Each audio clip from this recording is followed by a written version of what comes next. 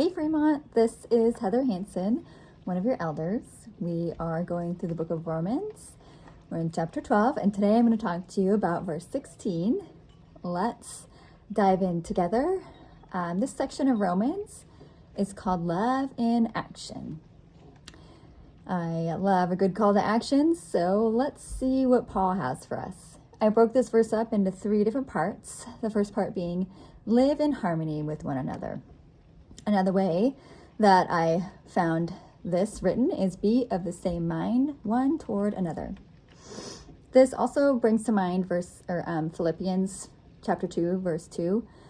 In the Amplified Version, Paul says, make my joy complete by being of the same mind, having the same love toward one another, knit together in spirit, intent on one purpose, and living a life that reflects your faith and spreads the gospel. This was probably one of my favorite parts of going through this verse, was this idea of being knit together. When you think of knitting or sewing or whatnot, it's something that is put together intentionally and bonded very strongly together.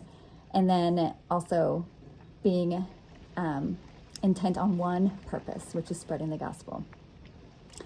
Let's move on to the second part. It says, do not be proud, but be willing to associate with people of low position. The Geneva Study Bible says there is nothing that disrupts harmony as much as seeking glory. Now, we were just talking about living in harmony. So to see this come next about pride disrupting seeking harmony, I found that very interesting. And then let's dive into the low position, associating with people of low position. So Matthew Poole says, we should not despise our poor brethren, but stoop to the lowest offices of Christian kindness. Christian kindness. Love that. And why? Why do we do this?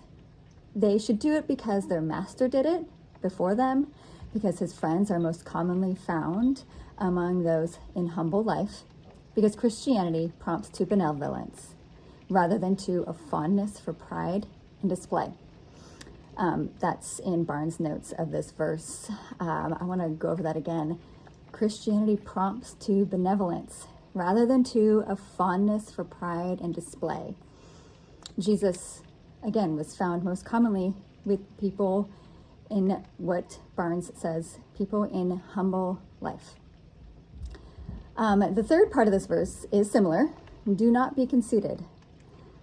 Again, I think about Proverbs 3, 5 through 7. Trust in the Lord with all your heart and lean not on your own understanding. In all your ways, submit to him, and he will make your paths straight.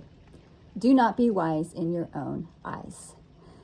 Now, this sounds obvious based on the life that Jesus has called us to, but we are sinful human beings, and it is not easy. It is a daily dying to self, to get rid of pride, conceit, to be willing to commit to this humble benevolence rather than listening to the sinful side of us that seeks pride and glory. What motivates all of this? Love in action. Paul says it in the beginning of this section of Romans 12. God's love for us, number one motivator, our love for him. We have that love because he first loved us. And then our love for others, that we are able to have this agape love for others because of the indwelling of God's Holy Spirit. I want to leave you with a final note from Matthew Henry's commentary on this verse. It says, all our duty towards one another is summed up in one word, love. There you have it. Love is the ultimate in action, the ultimate display of love towards God, towards others. Let's think about how we can put that to practice today and each day. How can we die to self and put others before us, seeking Jesus first in everything? Thanks for being here today. I'll see you next time. Have a great week.